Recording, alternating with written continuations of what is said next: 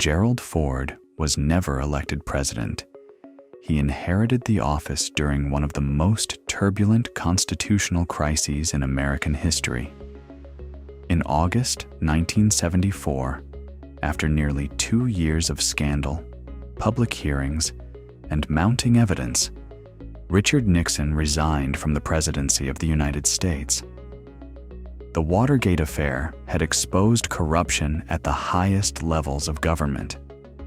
Secret recordings, obstruction of justice, and abuse of power had shattered public confidence in the presidency. When Nixon boarded Marine One for the final time, the nation was exhausted. Americans had watched their political systems strain under the weight of scandal.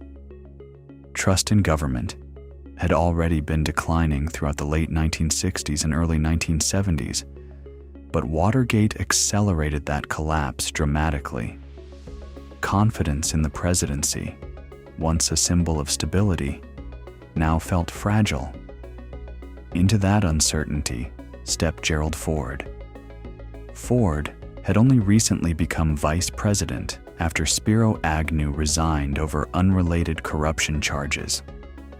He had not been elected on a national ticket. He had not campaigned for the presidency. He was a congressional figure elevated by constitutional necessity. Yet he brought with him something valuable, a reputation for personal decency and honesty. When Ford addressed the nation after taking office, he declared, "Our long national nightmare is over." It was a line crafted to signal closure. The country wanted stability. It wanted competence. It wanted reassurance that the crisis was finished. Initially, the public responded favorably.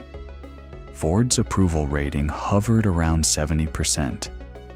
In the immediate aftermath of Nixon's resignation, Americans were prepared to give the new president the benefit of the doubt.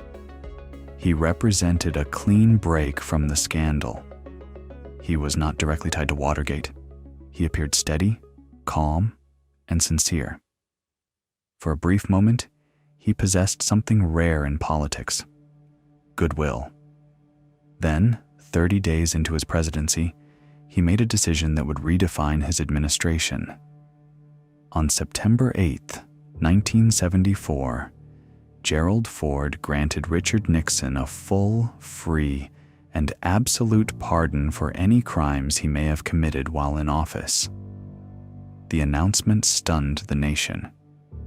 In a televised address, Ford explained his reasoning. He argued that a criminal trial of a former president would drag the country through months, perhaps years, of renewed division. It would reopen wounds that had barely begun to heal. It would dominate headlines and prolong national instability. In his view, the country needed to move forward, not remain trapped in the past. From Ford's perspective, the pardon was an act of national healing. He believed that continuing to prosecute Nixon would keep the country anchored in scandal. Stability, he argued, required closure. But politics is rarely judged solely on intention. For many Americans, the pardon did not look like healing. It looked like protection. Nixon's closest aides were facing prosecution. Several would serve prison time. Yet the man at the center of the scandal would face no criminal trial, no conviction, no sentencing. The contrast was stark. The message many voters received was not unity. It was inequality before the law. Whether fair or not, perception often outweighs explanation in politics. The optics were troubling. An unelected president had just shielded the man who appointed him as vice president. Even without evidence of a prior agreement, suspicion emerged almost immediately. Was there a deal? Had Ford secured the presidency in exchange for a future pardon? There's no credible proof of such an arrangement. Historians generally agree that no secret bargain existed, but the absence of proof did little to calm public skepticism. Trust, once shaken, does not easily repair itself. The backlash was swift and measurable. Within a week of the pardon announcement, Ford's approval rating fell sharply, from the low 70s to below 50%. It was one of the fastest collapses in modern presidential polling history. Public opposition to the pardon reached nearly 2/3 of Americans. Letters flooded the White House in protest. Editorial boards across the country criticized the decision.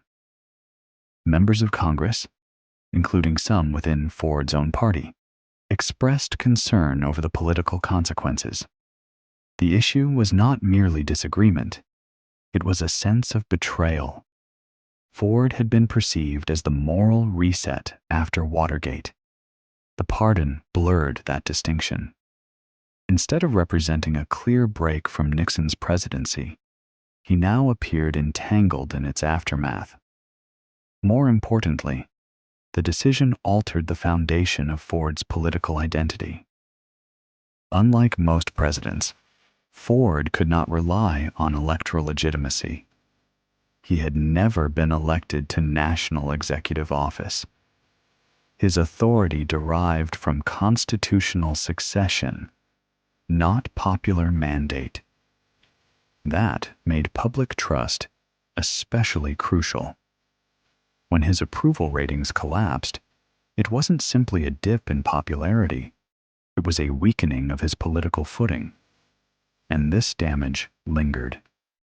In the months that followed, Ford attempted to move beyond the controversy. Economic issues began to dominate national attention. The United States faced rising inflation and unemployment. The oil crisis had strained the economy. Growth slowed. Public frustration over economic conditions intensified. Under normal circumstances, economic hardship alone could present significant challenges to an incumbent president. But the pardon had already reshaped how many voters viewed Ford. It had reinforced a broader narrative that the political establishment protected itself. That narrative would prove powerful in the coming election. By 1976, Ford faced a determined challenger in Jimmy Carter, the relatively unknown governor of Georgia. Carter positioned himself as an outsider, a figure untouched by Washington scandal. His campaign emphasized honesty, transparency, and moral restoration. In a post-Watergate environment, that message resonated deeply. Carter did not need to construct a complex argument about corruption in Washington. The memory of the Nixon pardon remained vivid. For voters still unsettled by Watergate, the pardon symbolized unfinished accountability. Even as economic conditions improved slightly heading into the election year, Ford struggled to fully recover the trust lost in 1974. Political campaigns are rarely determined by a single issue. The 1976 race involved debates over economic policy, foreign relations, and national direction. Ford performed well in several televised debates. Carter made mistakes of his own. Yet beneath the shifting headlines, the underlying trust question persisted. Could voters fully embrace a president who had pardoned the central figure of the greatest political scandal in modern American history? The election would be close, extraordinarily close. And in contests decided by narrow margins, foundational perceptions often matter more than individual campaign moments. As Americans went to the polls in November 1976, the choice was not merely between two candidates. It was between continuity and renewal, between an administration shaped by Watergate's aftermath and a promise of fresh leadership. The final results reflected just how divided the nation remained. Jimmy Carter won 50.1% of the popular vote. Gerald Ford secured approximately 48%. The margin amounted to roughly 1.6 million votes out of more than 80 million cast. In several key states, the difference was razor thin. A shift of only a small fraction of voters could have changed the outcome entirely. In an election that close, even a single defining issue can alter history. And the pardon, whether viewed as principled or premature, remained the defining decision of Ford's presidency. But to fully assess whether the pardon cost Ford the presidency, it is necessary to consider competing explanations. The mid-1970s economy was volatile. Inflation, fueled in part by the oil embargo and global instability, had eroded purchasing power. Unemployment had climbed. Americans were frustrated not only with scandal, but with stagnation. Ford introduced policies intended to combat inflation, including the Whip Inflation Now campaign.